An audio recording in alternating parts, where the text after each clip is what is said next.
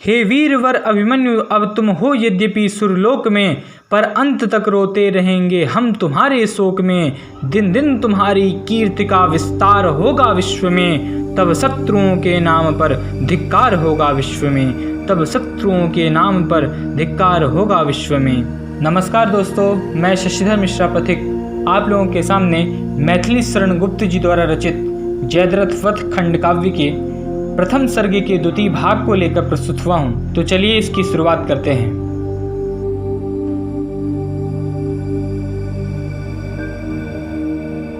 जो भेद जाता भानु का कर अंधकार समूह को, वह पार्थ नंदन घुस गया त्यों भेद चक्रव्यूह को।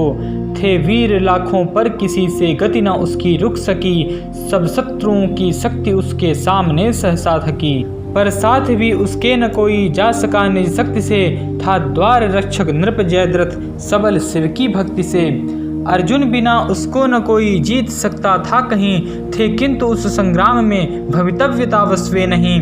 तब विदित कर्ण कनिष्ठ भ्राता बाण बरसा कर बड़े, रेखल खड़ा रह वचन यों कहने लगा उससे कड़े। अभिमन्यु ने उसको श्रवण कर प्रथम कुछ हंस भर दिया, फिर एक सै से शीघ्र उसका शीश खंडित कर दिया। यो देख मरते निज अनुज को कर्ण अति क्षोभित हुआ, संतप्त स्वर्ण समान उसका वर्ण अति शोभित हुआ। सौभद्र पर 100 बाण छोड़े जो अतीव कराल थे, अतः बाण थे वे या भयंकर पक्षधारी व्याल थे। अर्जुन तनय ने देख उनको वेग से आते हुए, खंडित किया झट बीच में ही धैर्य दिखलाते हुए। फिर हस्त लाघव से उसी क्षण काट के रिपुचाप को, रथ सूत्र रक्षक नष्ट कर सौंपा उसे संताप को। यो कर्म को हारा समझकर चित्त में अति क्रुद्ध हो, दुर्योधनात्मक वीर लक्ष्मण आ गया फिर युद्ध को। सम्मुख उसे अवलोक कर अभिमन्यु यों कहने लगा, मानो भयंकर सिंधु नद तोड़ कर बहने लगा। तुम हो हमारे बंधु उससे हम जताते हैं तुम्हें, मत जानियो तुम यह कि हम निर्बल बताते हैं तुम्हें। अब इस समय तुम निज जनों को एक बार निहार लो, यमधाम में ही अन्यथा होगा मिलाप विचार लो। उस वीर को सुनकर वचन ये लग गई बस आग सी, हो क्रुद्ध उसने शक्ति छोड़ी एक निष्ठुर नाग सी। अभिमन्यु ने उसको विफल कर पांडवों की जय कही, फिर सर चढ़ाया एक जिसमें ज्योति सी थी जग रही।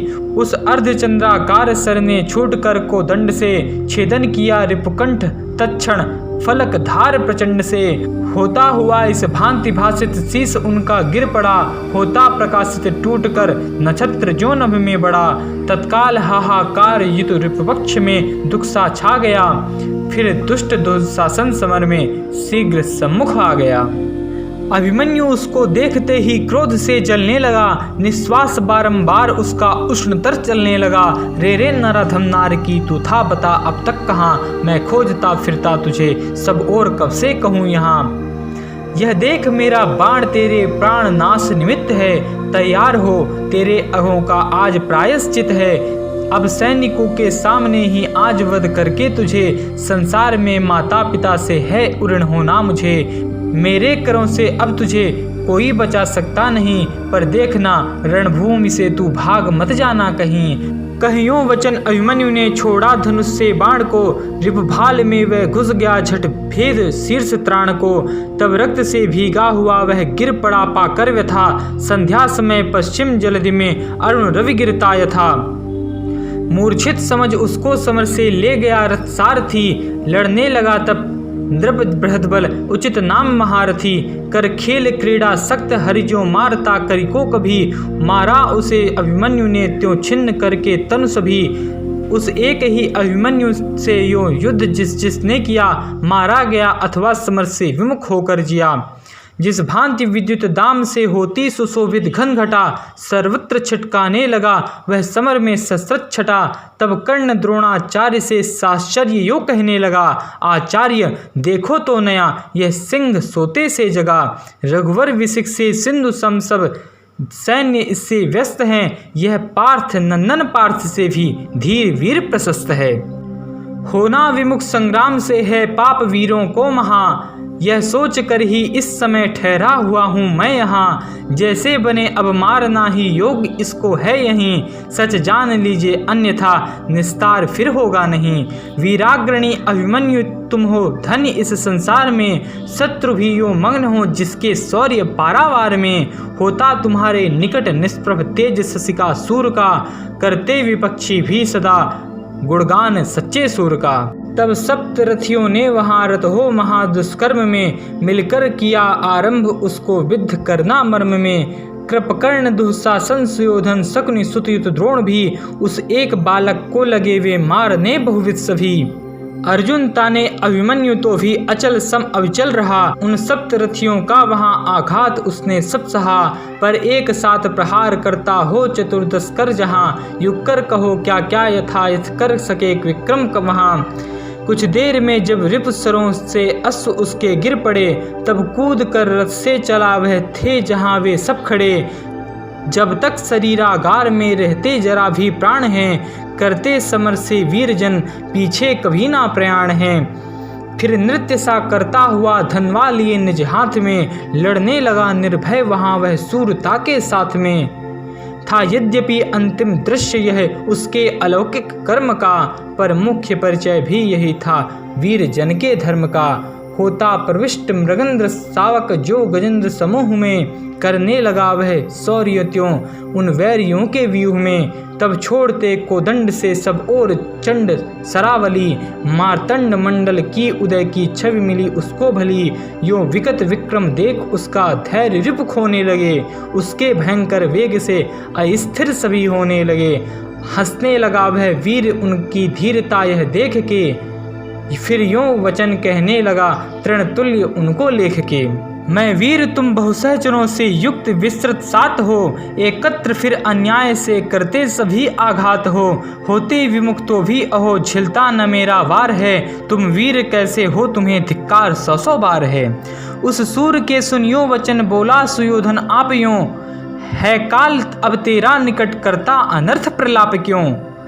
जैसे बने निज वैरियों के प्राण हरना चाहिए, निज मार्ग निष्कंटक सदा सब भांति करना चाहिए। यह कथन तेरे योग्य ही है प्रथम यों उत्तर दिया, खरतर सरों से फिर उसे अभिमन्यु ने मूर्छित किया। उस समय ही जो पार्श्व से छोड़ा गया था तान के, उस करण सर ने चाप उसका काट डाला आन के। तब खींच कर खरखड़ग फिर वह रत हुआ रिपुनाश में, चमकी प्रलय की बिजलियां घनघोर समराकाश में। पर हाय वह आलोक मंडल अल्प ही मंडित हुआ, वंचक विपक्षी वृंद से वह खड़ग भी खंडित हुआ।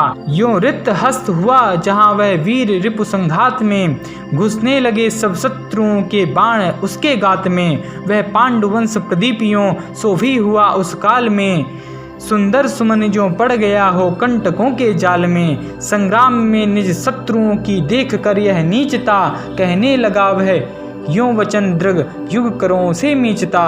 निशस्त्र पर तुम वीर बनकर वार करते हो अहो, है पाप तुमको देखना भी पामरो सम्मुख न हो। दो शस्त्र पहले तुम मुझे फिर युद्ध सब मुझसे करो, यूं स्वार्थ साधन के लिए मत पाप पथ में पड़ धरो।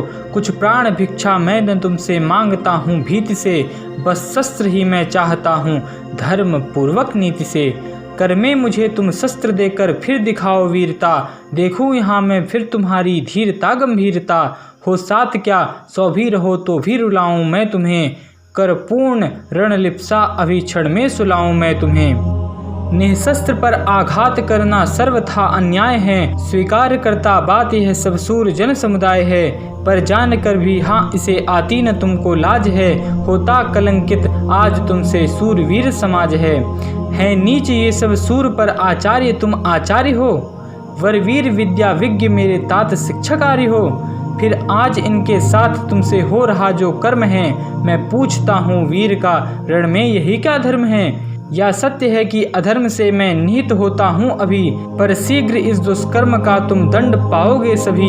क्रोधाग्नि ऐसे पांडवों की प्रज्वलित होगी यहाँ, तुम शीघ्र उसमें भस्म होगे तूल तुल्य जहाँ तहाँ। मैं तो अमर होकर यहाँ अब शीघ्र सुरपुर को चला, पर याद रखो पाप का होता नहीं है फल भला। तुम और मेरे अन्य रिपु पामर कहावेंगे सभी, सुनकर चरित मेरे सदा आंसू बहावेंगे सभी।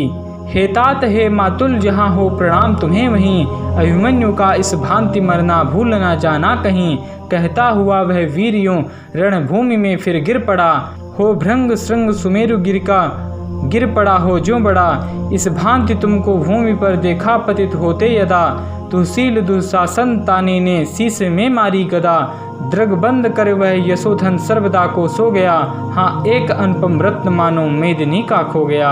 हाँ एक अनुपम रत्न मानो मेदिनी का खो गया।